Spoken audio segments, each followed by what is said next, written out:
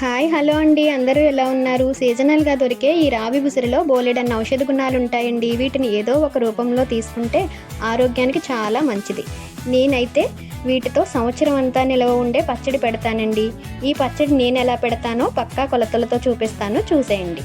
ఇక్కడ నేను 1 కేజీ కాయలను తీసుకున్నానండి. వాటిని 2-3 సార్లు శుభ్రంగా క్లీన్ చేసేసుకుని వాటర్లో పక్కన పెట్టుకోవాలండి. ఇప్పుడు ఇలా వాటర్లోంచి తీసిన కాయల్ని ఒక టవల్ తీసుకుని వాటిని తడి లేకుండా తుడిచేసుకుని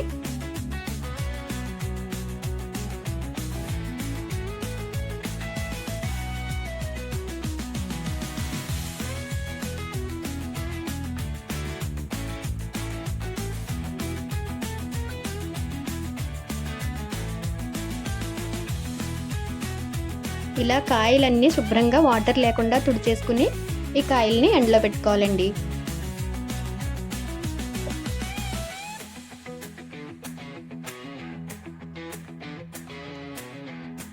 ఇప్పుడు ఈ కాయల్ని 1 గంట పాటు ఎండలో వదిలేసిన తర్వాత ఈ కాయల్ని తీసుకుని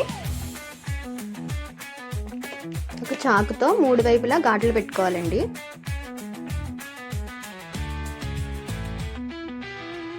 ఇలా ఘాట్లు పెట్టుకున్న వాటిని ఆయిల్లో వేయించుకుంటే లోపలున్న పిక్క తొందరగా వచ్చేస్తుందండి. నేనైతే లోపలున్న పిక్కను తీసేసే పెడతాను పచ్చడి, ఎందుకంటే పిల్లలు అలా కాయపలంగా వేసుకుంటే వేస్ట్ చేసేస్తారని చెప్పి. ఇప్పుడు పచ్చడికి కావాల్సిన కొలతలు చెప్తాను చూడండి. 1 అర కేజీ పల్లి ఆయిలు, 100 గ్రాముల చింతపండు, 2 వెల్లుల్లిపాయలు, 150 గ్రాముల కారం, 150 గ్రాముల ఉప్పు. ఈ చింతపండును వేడి నీళ్ళతో కాసేపు నానబెట్టేసుకుందాం.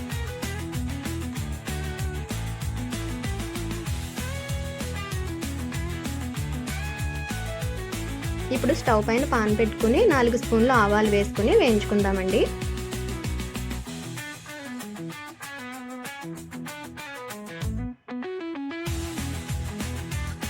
మీరు 2 స్పూన్లైనా వేసుకోవచ్చు. నేను ఊట ఎక్కువగా వస్తుందని చెప్పి 4 స్పూన్లు వేసుకున్నానండి. పర్ఫెక్ట్గా సరిపోతుంది కూడా ఇలా వేసుకుంటే. ఇప్పుడు 2 స్పూన్లు మెంతులు వేసుకుని వేయించుకుందాం.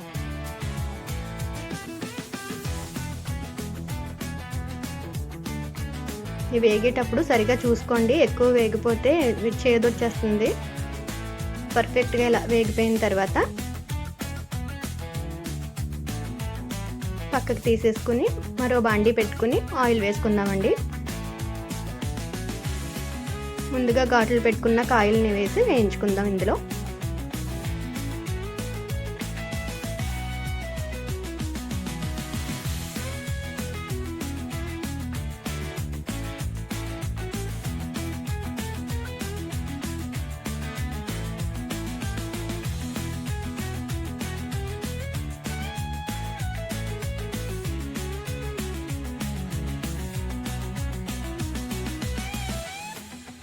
ఇలా కొంచెం చాకుతో గుచ్చుకొని చూసుకుంటే అది చాకు దిగితే వేగిపోయినట్టేనండి. ఎక్కువ వేగిపోకూడదు, అలాగని తక్కువ వేగకుండా చూసుకుని తీసుకోవాలండి.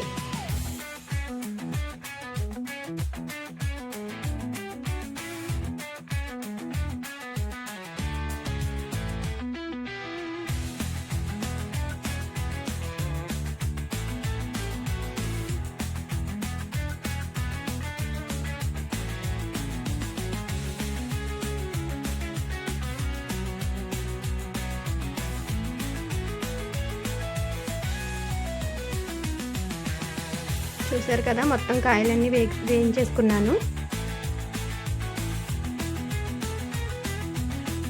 ఇప్పుడు ముందుగా నానబెట్టుకున్న చింతపండుని స్టవ్ పైన పెట్టి ఉడికించుకుందాం. ఈ చింతపండు చాలా దగ్గరగా ఉడికిపోవాలండి. చింతపండు బాగా ఉడకకపోయినా పచ్చడి నిల్వ ఉండదు. ఈ లోపల ఉడుకుతూ ఉంటుంది. ఇక్కడ గింజ తీసేసుకుందామండి.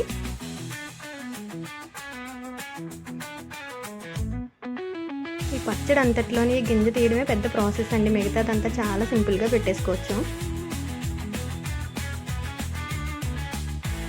కొంచెం ఓపికగా ఈ పిక్క తీసుకుని పెట్టుకుంటే పిల్లలు వేసుకునేటప్పుడు వేస్ట్ చేయకుండా బాగుంటుందండి.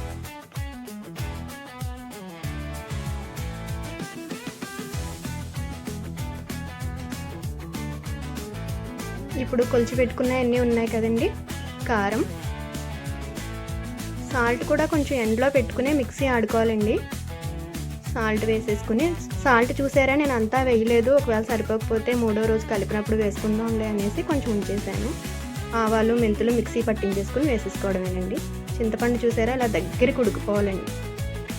చింతపండు మొత్తం అంతా పట్టేసిందండి నాకు.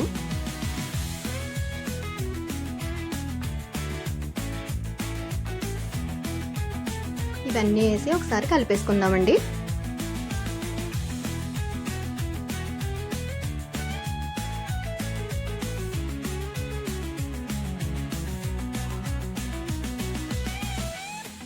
ఇంత పచ్చడి పెట్టడం రాని వాళ్ళైనా ఫస్ట్ టైం ట్రై చేసిన పర్ఫెక్ట్గా ఈ కొలతలతో పెట్టుకుంటే చక్కగా వచ్చేస్తుందండి.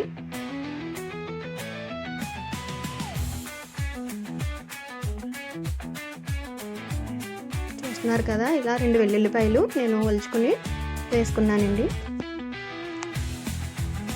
ఇప్పుడు ఉసిరికాయలు వేయించిన ఆయిల్ కూడా వేసేసుకుందాం.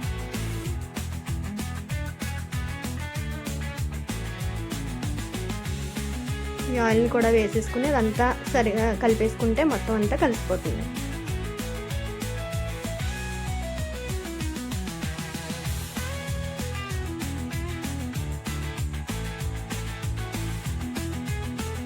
ఉసిరికాయ పచ్చడి అయితే రోజు తిన్నా కూడా అసలు మొహం మొత్తదు, అలాగే ఆరోగ్యానికి కూడా చాలా మంచిదండి.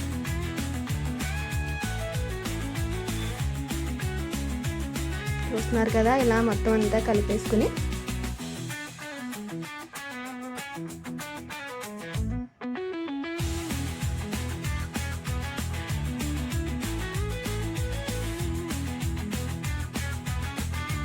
ఇప్పుడు ఒక బౌల్లోకి తీసేసుకుందామండి దీన్ని. ఇంతేనండి, పచ్చడి చూసారా ఎంత సింపుల్గా అయిపోయిందో. ఎవరైనా సింపుల్గా పెట్టేసుకోవచ్చు. ఇలా ఒక బౌల్లోకి తీసేసుకుని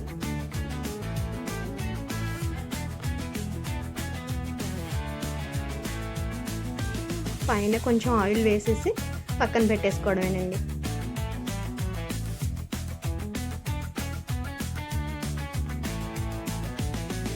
ఇంతేనండి, ఎంతో సింపుల్గా పెట్టేసుకోవచ్చు. రుచికి రుచి, ఆరోగ్యానికి ఆరోగ్యం. ఇదిగోండి 3వ రోజు చూపిస్తున్నాను. ఎంత బాగుందో చూస్తున్నారు కదా, మంచి ఊటతోను. దీన్ని ఇప్పుడు ఈ జాడీలోకి తీసేసుకుందాం. ముక్క అయితే చాలా బాగా ఊరిందండి. ఈ పచ్చడి ఏంటంటే ఊరి కోల్ది కూడా పచ్చడి అద్భుతంగా ఉంటుందండి. మీకు గనక ఈ వీడియో నచ్చినట్లయితే నన్ను సపోర్ట్ చేయండి. Like and subscribe please. Thank you for watching.